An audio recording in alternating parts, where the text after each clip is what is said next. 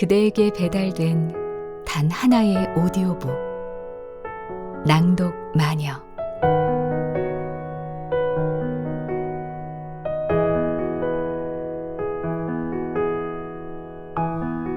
안녕하세요. 낭독 마녀입니다. 오늘 들려드릴 이야기는 빨강머리 앤을 좋아하시는 분들은 물론이고 그렇지 않은 분들도 공감하며 들으실 이야기예요. 배경옥 작가의 빨강머리 앤이 하는 말입니다. 초록 지붕집에 입양된 빨강머리 소녀 앤 기억하시죠? 어릴 때 읽은 동화책 속, 만화 속 주인공으로만 기억하시는 분도 계실 텐데 빨강머리 앤은 어린이만을 위한 이야기는 아닌 것 같습니다. 많이 지치고 많이 무너져 있을 때 오히려 어른들에게 더 필요한 말들이 있어요. 실제로 배경옥 작가 본인이 그랬대요. 많은 것을 포기해야 하고 낙담하고 바닥에 주저앉아 있을 때 앤의 말들이 그녀를 다시 일으켜 세웠다고 합니다. 무슨 말들이었을까요? 그 경험을 작가는 이 책에 담았어요. 앤의 말과 함께 자신이 어떻게, 어떤 마음을 먹고 다시 일어나게 됐는지를.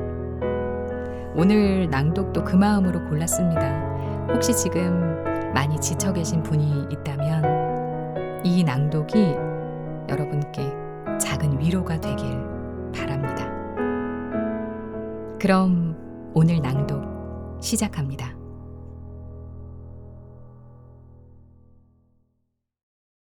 빨강머리 앤이 하는 말. 배경옥. 프롤로그. 예쁘지는 않지만 사랑스러운 나의 앤에게.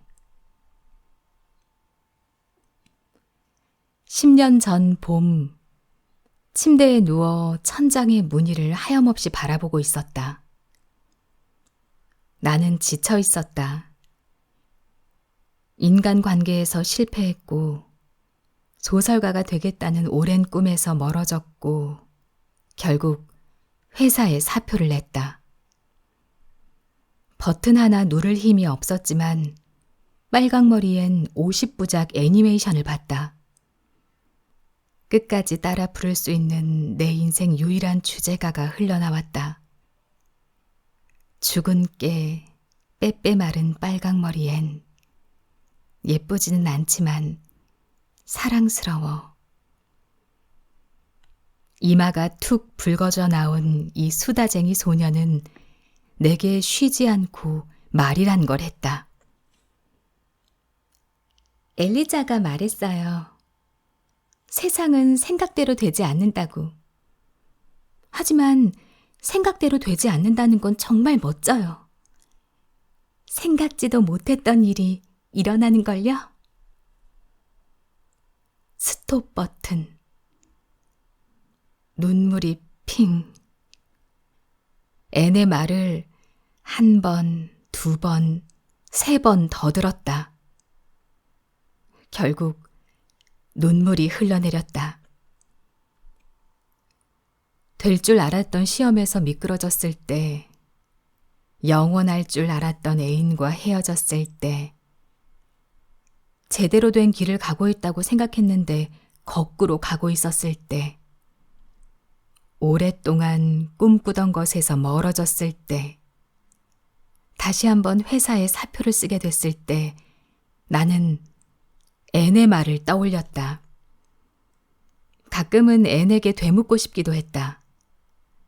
앤, 네 말처럼 생각대로 되지 않는다는 건 정말 멋진 걸까? 린드 아주머니는 아무것도 기대하지 않는 사람들은 축복받은 사람들이다. 왜냐하면 실망할 것도 없으니까 라고 말씀하셨어요. 하지만 저는 실망하는 것보다 아무것도 기대하지 않는 게 더 한심한 일이라고 생각해요. 수없이 앤을 봤다.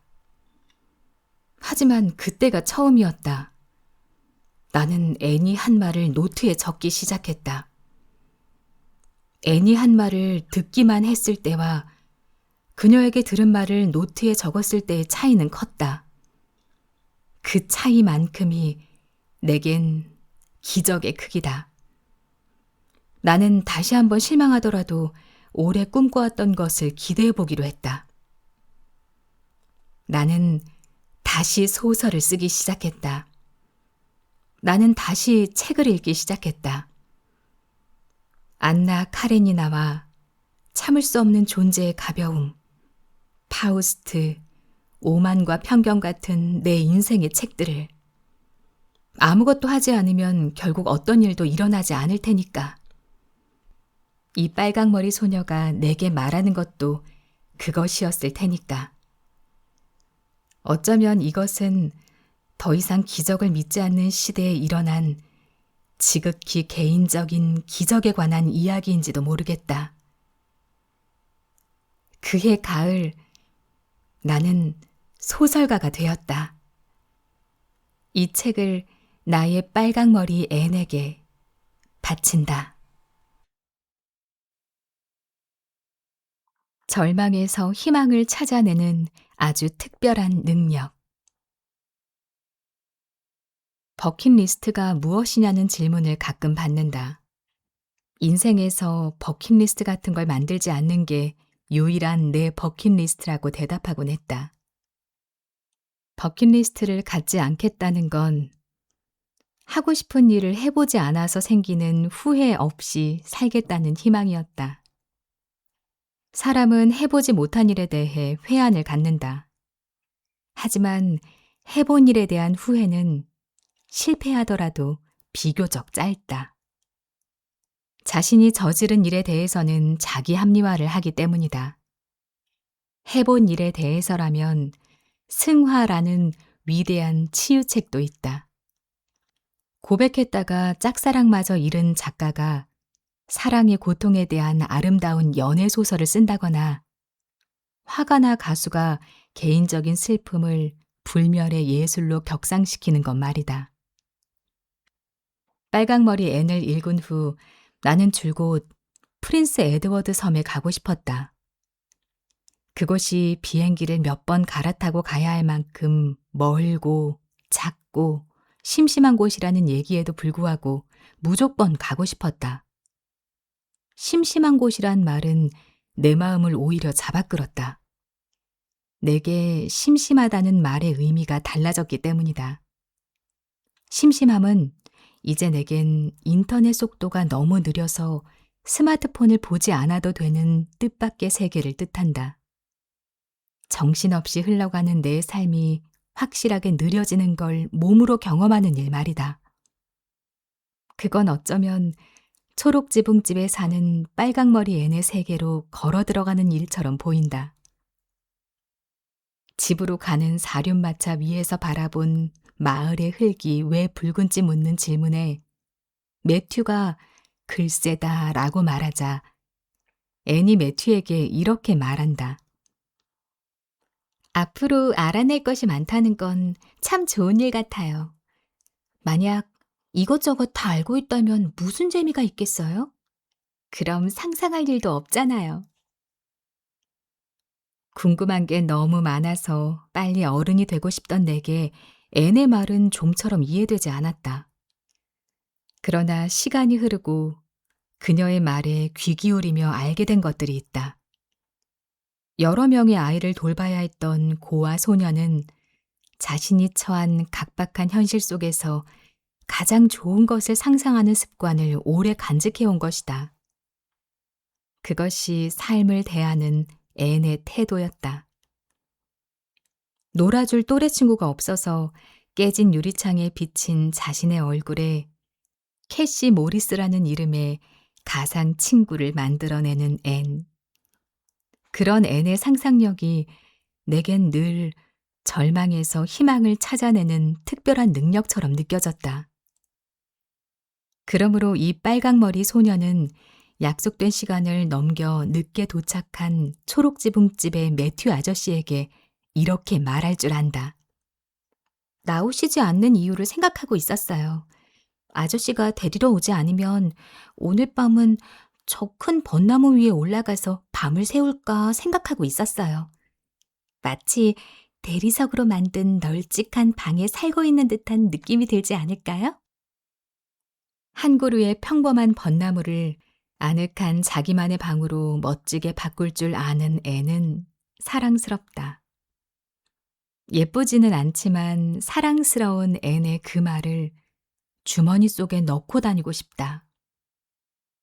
기다리고 고대하는 일들은 좀처럼 일어나지 않는 게 실제 우리의 하루다.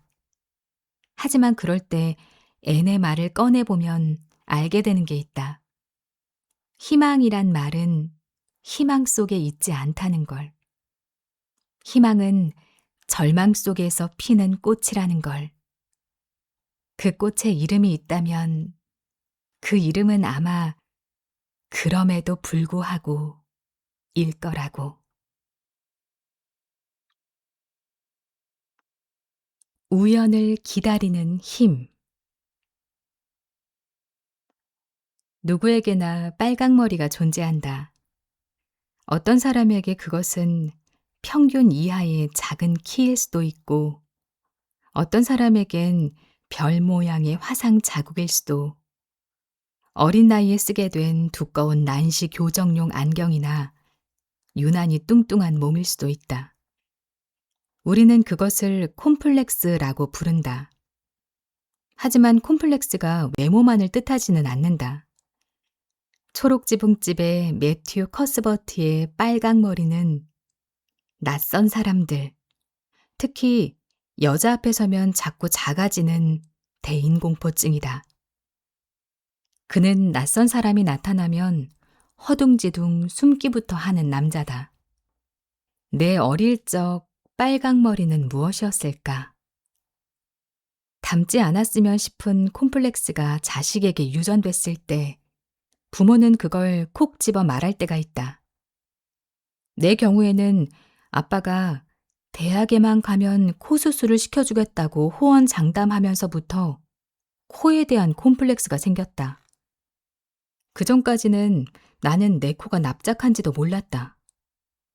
코가 납작하다고 생각하니 자꾸 만지작거리는 버릇이 생겼고, 코를 만지려고 하다 보니 손톱이 성가셔 손톱을 물어뜯기 시작했다. 내 경우 안 좋은 버릇의 창세기는 코에서부터 시작되었다. 우리 집에는 철딱선이라곤 하나 없는 어린 삼촌들이 3명이나 같이 살았는데, 그중 가장 콧대 높은 외삼촌은 잠자는 내 코에 빨래 집게를 꽂는 만행을 저지르기도 했다. 사람을 보면 일단 코부터 쳐다보는 버릇은 그때부터 시작됐다. 낮은 코는 내 유년 시절에 지대한 영향을 끼쳤다. 그런데 자라면서 기이한 일이 생겼다. 신기하게도 초등학교를 졸업하고 중학교에 가면서부터 조금씩 내 코가 높아지기 시작한 것이다. 물론 여전히 내 코가 높은 건 아니다. 하지만 나는 어느 날부터 그냥 적당히 낮은 내 코를 인정하게 됐다. 심지어 제법 귀엽단 소리까지 들었다. 빨리 달리거나 고개를 숙이고 오래 책을 읽으면 어김없이 낮은 코에 걸린 안경이 조금씩 밑으로 내려오긴 했지만 말이다. 그러다가 중요한 사실 한 가지를 깨달았다. 누구도 내 코를 관심 있게 바라보지 않는다는 것. 말하자면 내 콤플렉스는 내 눈에만 유독 도드라져 보이는 것이었다.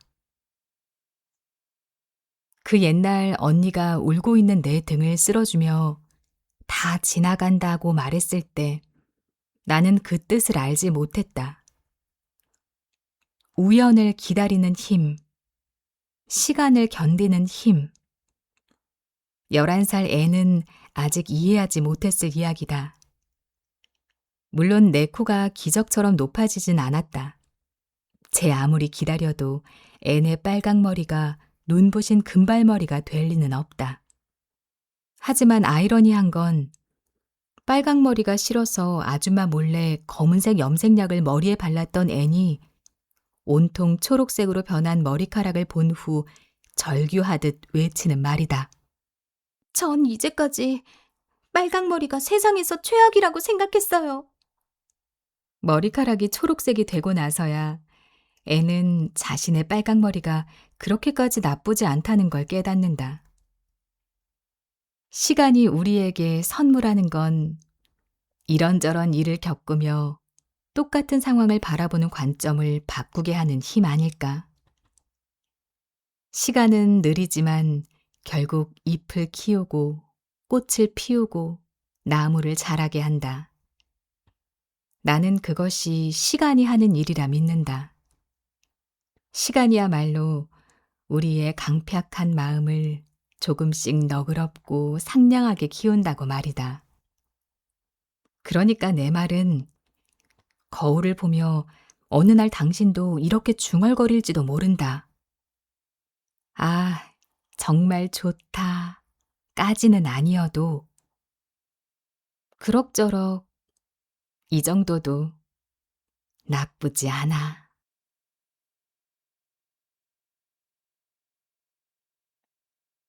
삶은 편도야, 앤. 이런 날 살아있다는 사실만으로도 행복하지 않니? 처음 학교에 가는 길, 앤은 프린스 에드워드 섬의 아름다운 풍경을 보며 다이애나에게 이렇게 외친다. 앤의 눈가에 스치는 모든 삶을 위에는 행복이 방울방울이다. 앤은 행복한 사람이다. 그녀에겐 행복을 그려내는 능력이 있기 때문이다. 앤은 끝없는 사막 속에서도 오아시스를 상상하며 눈앞의 모래바람을 지나가는 것이라 생각하는 사람이다. 내가 앤을 오래도록 사랑한 것도 남자아이가 아니란 이유로 고아원으로 다시 돌아가야 하는 최악의 순간에도 길가에 핀 꽃이 아름답다고 말할 줄 아는 그녀의 행복 재능 때문이다. 세상 모든 행복은 100명의 세계적 행복학 권위자들이 1000개의 단어로 말한 행복에 관한 책이다. 이 프로젝트를 위해 저자는 세계 행복 데이터베이스 웹사이트에 수록된 8천여 건의 논문을 검토하고 전 세계 50개국 100명의 심리학자, 사회학자, 경제학자, 정치학자들에게 행복이란 어떻게 측정할 수 있는가를 물었다. 이 책에는 행복 설정값이란 말이 자주 등장한다. 행복 설정값이란 고유한 행복의 기본 수준으로 어떤 사람이 큰 좌절을 겪든 크게 성공하든 결국 행복 지수가 처음의 설정값으로 되돌아가는 탄력성을 말한다. 영화 비포 선셋에 보면 이것과 관련된 이야기가 등장한다. 사고 때문에 비록 다리 하나를 쓸 수 없다고 해도 낙천적인 사람이라면 낙천적인 장애인이 된다는 이야기. 우선 좀 우울한 얘기부터 하면 행복의 50%는 유전적 설정값에 의해 결정된다. 이 말은 환경에 따라 결정되는 건 겨우 10% 정도이고 행복감을 느끼는 능력의 50%는 운 좋게 타고난다는 것이다. 뭔가 억울하지 않은가? 하지만 나머지 40%는 자신에게 달려있다고 하니 포기는 이르다. 그렇기 때문에 행복에는 반드시 연습이 필요하다는 게 학자들의 주장이다. 메디슨 대학의 연구에 따르면 사람은 스스로 동정심을 키울 수 있다. 연민을 갖고 배려 깊은 행동을 하면 할수록 두뇌의 활동이 활성화된다는 것이다. 이 말은 동정심도 훈련할 수 있으며 무력감이나 슬픈 감정 역시 배울 수 있다는 얘기다. 감정을 학습한다는 말은 대체 무슨 뜻일까? 인간의 행동 중 일부는 감정 없이, 의식적인 목적 없이, 자아와 목표 사이에 진정한 동화 없이 그저 습관처럼 이루어진다. 의미 없는 행동은 우리를 행복으로 이끌지 않는다. 이와 반대로 의식적으로 노력하고 진심을 갖고 행동할 때 행복을 경험하고 감각을 깨울 수 있다. 이런저런 행복학 관련 책들을 읽다가 내가 느낀 중요한 사실이 있다. 그것은 나 자신을 너무 심각하게 받아들이지 말라는 것이다. 우리는 자신의 직업적 성공, 발전적 진화, 자아 성장에 과도하게 관심이 큰 탓에 나 이외의 다른 사람과의 진정한 관계에 투자하는 시간을 낭비라고 생각하는 문화 속에 살고 있다. 심지어 잠 역시 시간 낭비라고 생각하면서 말이다. 하지만 행복 지수가 높은 대다수의 사람은 내가 아니라 타인과의 관계에서 공감을 구축해낸 사람들이다. 이것은 다양한 연구를 통해서도 증명되고 있다. 타인과의 보다 깊은 관계를 위해 투자하는 시간은 결코 낭비가 아니다. 또 조사 결과 결혼한 사람들이 미혼보다 행복 지수가 높게 나왔다. 외향적인 사람이 내향적인 사람보다 조금 더 높은 수준의 행복감을 경험한다는 것도 입증되었다. 흔히 젊은이가 노인보다 행복할 것이라 믿지만 통계는 전혀 다른 사실을 말하고 있다. 나이와 행복의 관계를 조사하면 늘 60, 70대 노인들이 더 행복하다는 조사 결과가 나온다. 왜? 노인들이 감정을 잘 다룰 수 있는 능력을 가지고 있기 때문이다. 그들은 살면서 좋은 일, 나쁜 일을 모두 겪었다. 좋은 소식을 들어도 지나치게 요란 떨지 않고 불행한 일이 일어나도 모든 것이 지나가리라는 말을 되새기며 기다릴 줄 안다. 살아갈 시간이 10년밖에 남지 않았다는 걸 알게 되면 그 사람의 시간 시야는 확실히 좁아진다. 노인들이 행복한 건 그 때문이다. 시간 시야가 좁아진다는 건 과거에 연연하지 않고 미래를 걱정하지 않은 채 지금 이 순간을 살아간다는 뜻이다. 과거와 미래에서 자유로워지면 자신에게 주어진 이 순간에 가장 중요한 게 무엇인지 정확히 알게 된다. 공원에 가득 핀 목련을 보면서 다음 날 해야 할 집안일을 걱정하는 일이 줄어드는 것이다. 노인들은 공원에 핀 저 꽃이 얼마나 빨리 시들고 지는지 수없이 보았을 것이다. 피어나는 꽃을 보면서 그들은 어쩌면 젊은 시절과는 다른 교훈을 얻었을지도 모른다. 꽃이 보여주는 건 아름다움 자체가 아니라 아름다움은 그토록 빠르게 사라진다는 사실이라는 것 말이다. 그러니 더 말할 것도 없다. 이 순간을 지금 만끽해야 한다.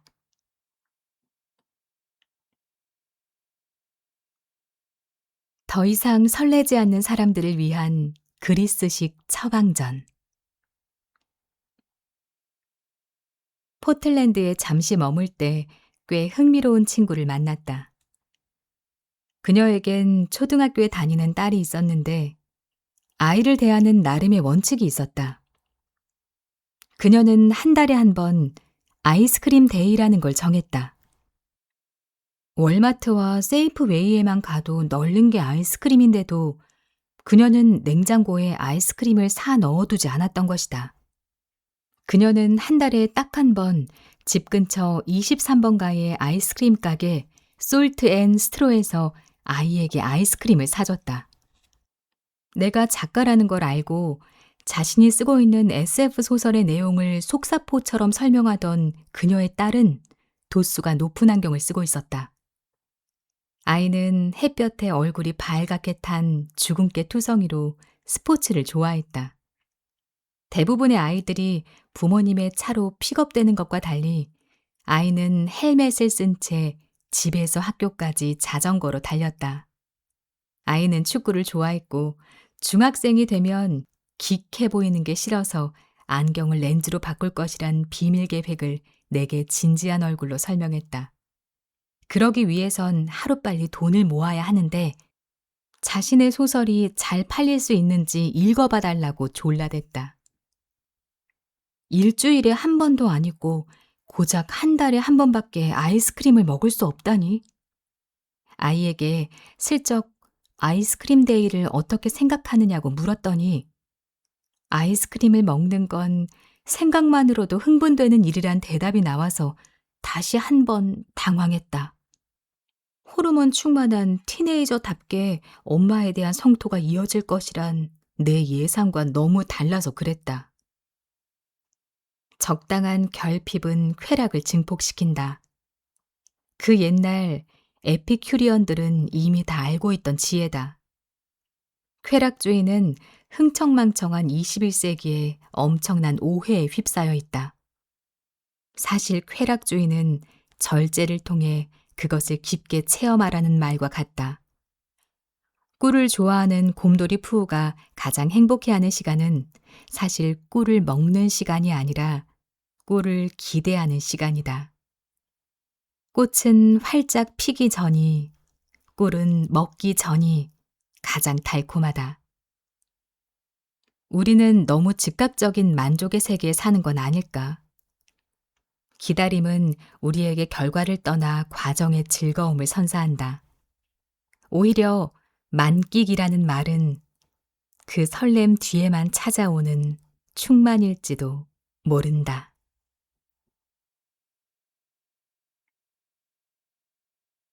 열심히 노력했으나 진다는 것.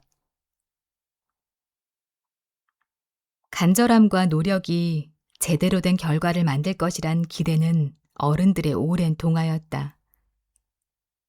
그것이 인간이 고집스러울 정도로 지켜낸 믿음이 아니었다면 연금술사나 시크릿 같은 책이 전 세계적으로 그렇게 많이 팔리지도 않았을 것이다. 그러나 우리가 사는 세상에는 짐작과 다른 일들이 너무 많이 일어난다. 원인과 결과는 대부분 퍼즐처럼 맞춰지지 않는다. 자본주의 사회에서 꿈과 희망은 언제나 인기 검색어 1위, 스테디셀러처럼 잘 팔리는 단어였다. 하지만 예술 장르인 사진의 예를 들어봐도 전 세계에서 벌어지는 포토 리뷰와 어워드, 페스티벌의 대다수는 예술가를 꿈꾸는 사람들이 내는 적지 않은 액수의 참가비로 운영된다. 가수가 되거나 연기자를 바라는 아이들의 꿈 너머에는 수많은 보컬 학원과 연기 학원들이 있다. 바리스타 학원, 항공 승무원 학원, 미술 학원. 꿈꾸는 청춘들 뒤에는 늘 그들의 꿈과 열정을 이용하는 사람들이 있기 마련이다. 앓을 공부로 공부를 다시 교육으로 바꾸면 벌어지는 일이다. 누군가의 꿈이 다른 누군가의 밥벌이가 되는 구조. 어른이 되며 내가 목격한 꿈은 그렇게 퇴색되어 갔다. 적어도 그것이 꿈은 직업이란 의미를 갖게 되는 순간 더욱 그랬다. 그러니까 꿈은 이루어진다라는 캐치프레이즈로 자기 희생을 포장하는 건 분명 문제가 있었다. 그래서 나는 이제 소설 등단을 포기했다는 엘의 말을 듣다가 이런 말을 한 건지도 모른다. 재능은 균등히 주어지지 않을 것이다. 기회는 우연에 의지할 것이다. 꿈이 악몽이 되는 건 한순간일 것이다. 간절하면 할수록 악몽의 내용은 더 끔찍해질 것이다. 예술은 불공정과 불공평의 세계이다. 중요한 건 어쩌면 노력하면 다 이루어진다와 어차피 안 될 거니까 노력하지 마라 사이에 있는 말들이 아닐까. 꿈은 이루어진다와 꿈은 꾸라고 있는 거지 이루라고 있는 게 아니다 사이의 말이 아닐까. 우리가 살아가는 세상에 단정적으로 이야기할 수 있는 게 얼마나 될까. 인간은 죽는다 정도가 아닐까. 한때 나는 노력이 의지라고 생각했었다. 그래서 늘 내 노력이 부족하다고 생각할 때마다 의지박약이란 말을 가장 먼저 떠올렸다. 하지만 이젠 노력이 일종의 재능이라는 걸 안다. 노력은 의지가 아니다. 노력이야말로 어떤 면에서 타고난 재능이다. 인간에게 주어진 가장 특별한 재능 말이다. 하지만 성공하기 위해 대체 얼마만큼의 노력이 필요한 걸까? 왜 이 세계의 멘토들은 그래서 죽도록 노력해 봤냐라는 질문을 젊은이들에게 함부로 던지는 걸까? 제 아무리 애쓰고 노력했는데도 안 되는 게 있다는 걸 왜 말하지 않을까? 그렇다면 우리가 정말 알아야 할 것은 노력 이후의 삶이다. 이렇게 말하는 게 가능하다면 노력해서 가장 좋은 건 이기는 게 아니다. 노력해서 가장 좋은 건 지지 않는 것이다. 우리가 사는 세상은 앤이 살았던 세상과 비교할 수 없이 빠르다.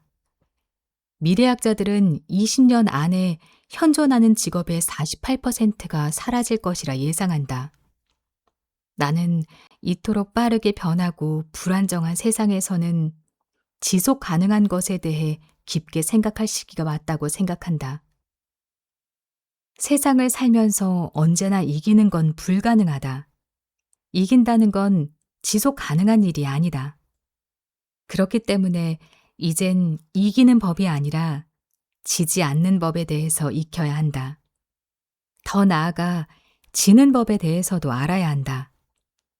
나는 언제나 지는 법에 대해 알려주는 학문이 있다면 좋겠다고 생각해왔다.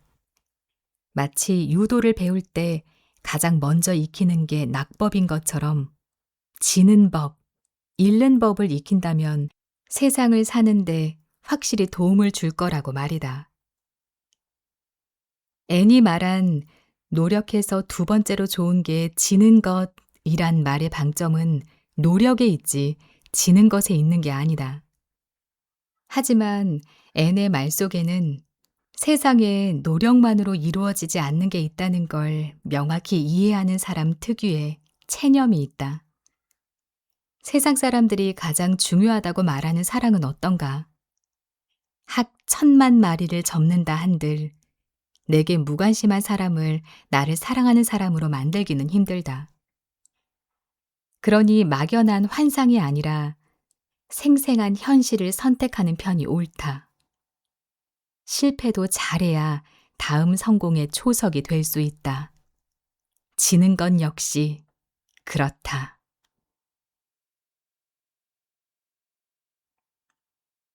잘 웃는 할머니로 늙는다는 것. 언젠가 나도 마릴라처럼 할머니가 될 거라고 생각하면 아득해진다. 할머니가 된다는 건 어떤 느낌일까? 상상이 잘 되지 않는다. 하지만 나는 종종 내가 어떤 할머니로 늙고 싶은지 생각한다. 잘 사는 건 결국 제대로 나이 들어가는 것과 같은 말일 테니까. 사노 요코의 사는 게 뭐라고를 읽다가 이런 할머니라면 닮고 싶다고 생각했다. 암이 생긴 후 배용준이 나온 한류 드라마에 빠져 남이섬에 관광까지 왔던 한류 팬 사노 요코. 그녀는 일본의 대표적인 사파가로 역시 일본의 대표 시인 다니카와 슌타로는 그녀의 첫 번째 남편이었다. 나는 일본 아줌마들이 왜 그렇게 배용준에게 빠져들었는지 늘 궁금했는데 그녀의 책을 읽고 마침내 궁금증을 해결했다. 나는 일본 아줌마들에게 진심으로 감사하고 싶다. 선전에 휘둘린 것도 아니고 잘난 평론가들의 꼬임에 넘어간 것도 아니다. 아줌마들은 스스로 한국 드라마를 발견했고 땅속 마그마처럼 쓰나미처럼 우르르 몰려들어 한류를 띄웠다. 그러고는 창피고 체면이고 아랑곳하지 않고 흠뻑 빠져서 일본을 바꾸어 놓았다. 아줌마는 자각이 없다. 미처 다 쓰지 못한 감정이 있던 자리가 어느새 메말라 버렸다는 사실도 눈치채지 못했다. 한국 드라마를 보고서야 그 빈자리에 감정이 콸콸 쏟아져 들어왔다. 한국 드라마를 몰랐다면 그 사실을 깨닫지 못하고 죽었을 것이다. 인생이 다 그런 거라고 중얼거리면서. 하지만 브라운관 속 새빨간 거짓말에 이렇게 마음이 충족될 줄 몰랐다. 속아도 남는 장사다. 솔직하고 담대하지 않은가. 새빨간 거짓말이라는 걸 알고도 기꺼이 속아주는 마음 말이다. 그런 그녀가 암 진단을 받는다. 그녀는 자신에게 남은 삶이 2년 정도라는 걸 알게 된다. 그러나 그녀는 병원에서 환자로 살며 죽음을 기다리는 것이 아니라 얼마 남지 않은 삶을 깊이 있게 즐기기로 결정한다. 인공적인 연명술이나 항암제 투여를 거부한 그녀는 통증을 관리하기 위한 진통제만 투여받으며 자신의 일상을 산다. 죽음에 대한 태도도 보통 사람들과 참 많이 달랐다. 암은 좋은 병이다. 얼굴이 새파랗게 질려 병문안 오는 사람들이 멜론 같은 걸 사온다. 나는 또 굴뚝이 되어 있다. 제 아무리 애연가라도 암에 걸리면 담배를 끊는다지. 하, 목숨이 그렇게 아까운가. 사실 이 책에서 내가 가장 좋아하는 장면은 사도요코가 암 진단을 받고 병원에서 돌아오는 길에 제규어를 사는 장면이다. 마치 슈퍼마켓에서 좋아하는 초콜릿 한 봉지를 사는 기분으로 말이다. 물론 산지 일주일 만에 제규어는 주차 미숙으로 여기저기 긁히고 줄기찬 새똥의 공격으로 똥차가 되어버리고 말지만 암이 생기자 그녀는 해보고 싶었던 일을 죄책감 없이 마음껏 해버린다. 늙음하게 찾아오는 암이 역설적으로 축복일 수 있다고 내게 말해준 사람은 LA에 사는 언니였다. 그녀는 남편과 시어머니를 암으로 떠나보낸 마지막 1년 동안의 일을 내게 자세히 얘기해 주었다. 언니는 길을 걷거나 집에서 설거지를 하다가 느닷없이 쓰러져 반신불수가 되는 뇌혈관 질환과 다르게 암은 최소한 죽음을 준비할 수 있는 시간을 벌어준다고 했다. 그런 의미에서 암이 착한 병이라는 것이다. 나 같은 사람은 쉽게 상상할 수 없는 경지의 이야기였다. 하지만 깊은 울림을 주는 말이었다. 지하철 안에서 이 책을 읽었다.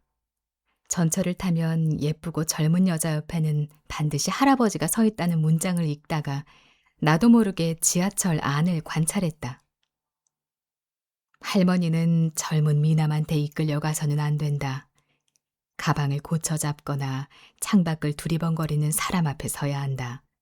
앉기 위해서다. 화사한 마음보다는 실용을 택한다.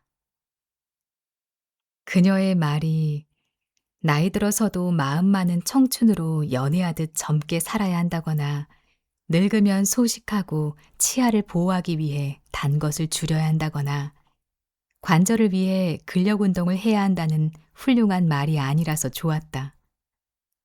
무엇보다 할아버지들은 그녀의 말처럼 내 옆이 아니라 젊고 예쁜 여자 옆에만 서 있지 않은가.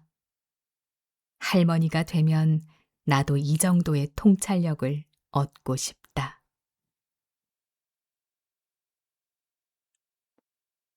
한 번뿐인 인생이니까 더 깊게 빠져들자. 나는 행복을 다행이라 바꿔 부르는 사람을 몇 명 알고 있다.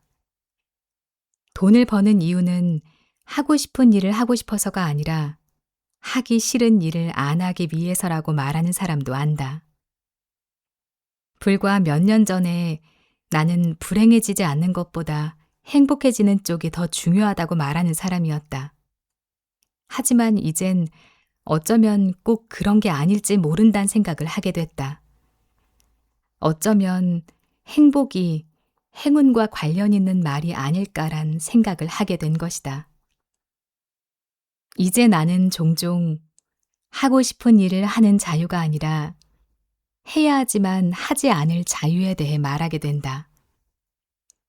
앤과 함께 30년 가까운 시간을 보내온 나는 이제 결핍을 채우는 일보다 더 중요한 건 어쩌면 과잉을 덜어내는 쪽이 아닐까란 생각도 한다.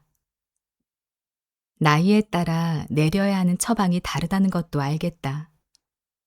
살아보지 않은 나이를 예상한다는 건 어쩌면 부질없다는 것도. 사람에 대한 기대를 내려놓으면 사는 게 한결 편해진다.